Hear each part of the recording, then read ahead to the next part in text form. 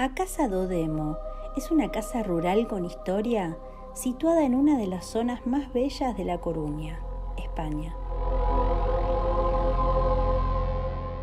A finales del siglo XIX, en la aldea de Anllóns, Ponteceso, una anciana y su nieta vivieron una pesadilla, atormentadas por los extraños fenómenos que se producían en su casa, ataques de una entidad a la que todos asociaban con el demonio.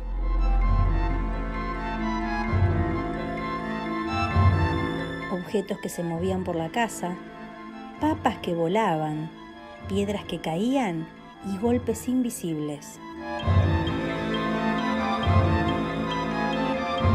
Incluso el arzobispado de Santiago designó una comisión para que investigara lo que sucedía.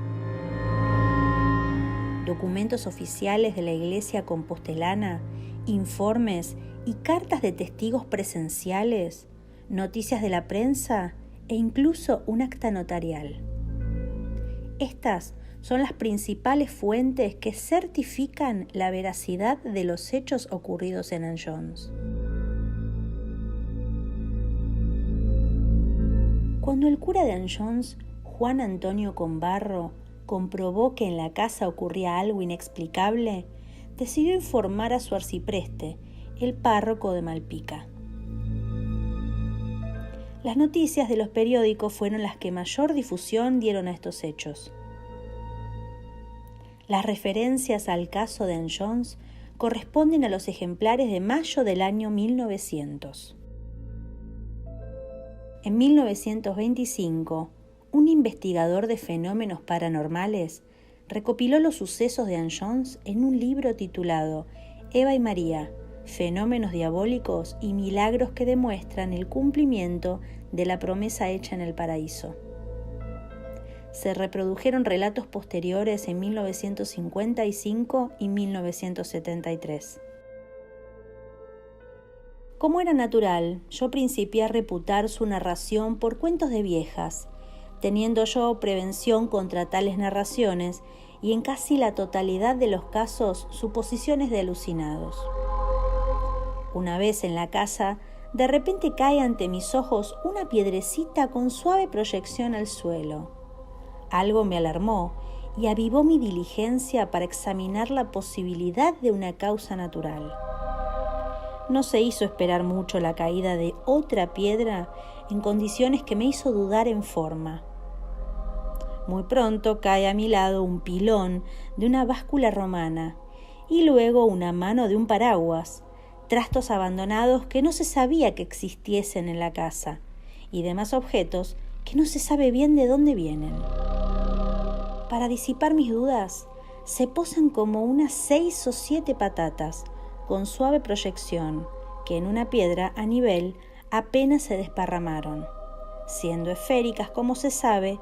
Ya con toda evidencia quedé convencido que la cosa era prodigiosa y las narraciones de la anciana y más vecinos eran la verdad. Varios de los testigos recogían las patatas, piedras u otros objetos marcándolos. Frente a ellos, las patatas levitaban y desaparecían inusitadamente, volviendo a reaparecer en otras estancias de la casa con la misma marca, incluso cortadas en 2.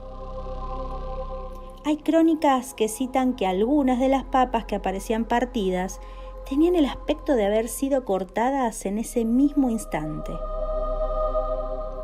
Al margen de este tipo de fenómenos de movimientos de objetos, lo visiblemente aterrador fueron las agresiones físicas que comenzaron a vivir, produciéndose al poco tiempo de iniciarse toda la fenomenología.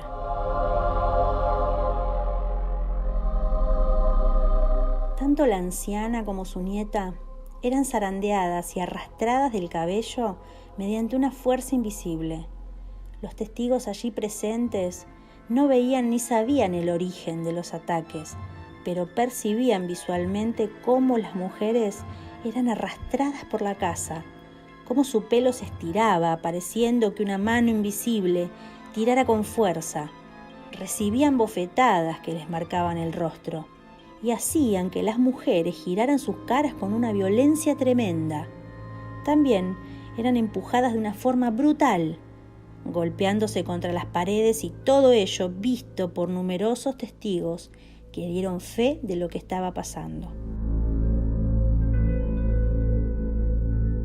Elévanse en alto los tizones de la lumbre y otros objetos varios. Caen patatas que, colocándose unas sobre otras en forma de pirámide, mantiénense en perfecto equilibrio. De un armario, cerrado con llave, salió un pilón de una balanza romana, viniendo a caer en la cocina, a los pies de los circunstantes. Siéntense silbidos agudos y estridentes. Percibes el ruido de los golpes y el chasquido de las bofetadas que con frecuencia recibe la pobre mujer, la cual es arrastrada por los cabellos. Un día, estando en la cocina, apareció una cuerda por los aires, y ésta se fue directamente hacia el cuello de María. Se hizo de inmediato un lazo alrededor de su garganta, impidiéndole a la niña a que pudiera gritar, y a punto estuvo de asfixiarla. Con la ayuda de su abuela y otro testigo que se encontraba con ellas, tras mucho esfuerzo, consiguieron deshacerse de la soga, haciendo que la niña volviera a respirar. Ricardo Sánchez y Varela, interesado en este tipo de fenómenos, trató de reconstruir los sucesos de Anne Jones 25 años después, a partir de testimonios directos de los vecinos de la comarca. Tuvo ocasión de hablar con un combarro ya anciano, quien le describió con detalle los muchos tormentos que sufrió Juliana. Supe que la entidad revolvía el fuego y los muebles de la casa, le tiraba por los pelos, le escupía en la ropa y ensuciaba la harina cuando estaba amasando. Dejaba vacíos los huevos, sacándoles todo su contenido por un pequeño agujero, y llegaba a rascarle el cuerpo y ejecutar acciones inmorales que revelaban la malicia de su autor. Nunca se manifestaba de forma visible. El siguiente testigo entrevistado por Ricardo Sánchez fue el farmacéutico de Ponteceso, Severiano Mesías. La primera vez que fue era noche. Antes de entrar en la casa, él y sus acompañantes quisieron hacer un escrupuloso reconocimiento para asegurarse de que no era una broma. Una vez dentro, se pusieron junto al fuego. Al pasar la puerta de la cocina, cayó delante de ellos una pequeña losa. Pasó un buen tiempo sin que ocurriese nada, hasta que cayó otra piedra del techo. La cocina estaba llena de gente, y Severiano sospechó que alguien las había tirado, y dijo que no quería bromas. Pero se convenció en el acto de que no fuera cosa de los chicos, pues momentos después cayó una segunda piedra, y continuaron a bajar del techo varias más a intervalos breves. Severiano las recogía y las colocaba delante de él. Cayeron unas 6 o 7, cuando notó que faltaban algunas, al igual que los demás. Entonces las marcaron con una cruz de carbón y vieron que seguían cayendo y que algunas desaparecían y volvían a aparecer marcadas. Al final de la velada reunieron unas 13 piedras. La siguiente visita de Severiano a la casa de Juliana fue de día. Se pusieron él y los que estaban allí cerca en un lugar donde daba el sol. Llevaban un buen rato conversando cuando en el medio del círculo que formaban apareció un cesto lleno de patatas que no caían de él, a pesar de que estaba boca abajo y no tenía tapa. En la última fase del proceso, estas manifestaciones alcanzaron mayor virulencia. La niña, que nunca se asustó porque a ella no le sucedía nada, ahora también era objeto de los ataques. En estas datas, a petición del párroco de Anne Jones, se decidió abrir un informe oficial del asunto. Su misiva decía: ayer, y por acuerdo del señor gobernador eclesiástico, además del señor cura de Malpica, a quien se pedía que informase, se inició un expediente justificativo de los hechos ocurridos en Anne Jones. Declararon, además de las dos víctimas, la abuela y la nieta, el juez municipal, Severiano Mesías, el fiscal y otros 2 testigos. Los testigos bajo juramento notificaron los hechos conocidos. Por si alguien ponía en duda las evidencias, el periódico ponía tanto la carta del notario como el informe del cura a disposición de los lectores. La carta de Combarro dice que los sucesos cesaron al salir la anciana y la nieta para casas diferentes de familias honorables. Juliana murió a los pocos años y su nieta se marchó con unos parientes a América, donde, que se sepa, no la molestó más el diablo.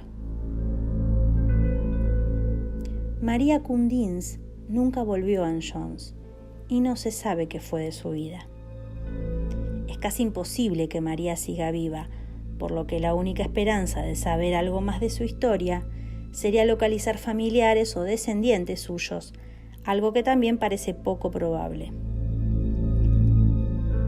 La casa, después de algunas visitas de periodistas y curiosos, y ya sin suceder nada extraño, quedó en abandono durante 100 años, siendo popularmente conocida por la Casa del Demonio o Casa Dodemo.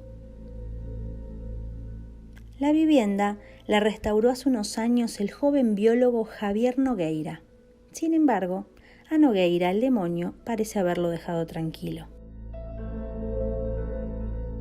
Actualmente, la casa se alquila y su interior acogedor parece haber borrado el horror que vivieron sus antiguos dueños.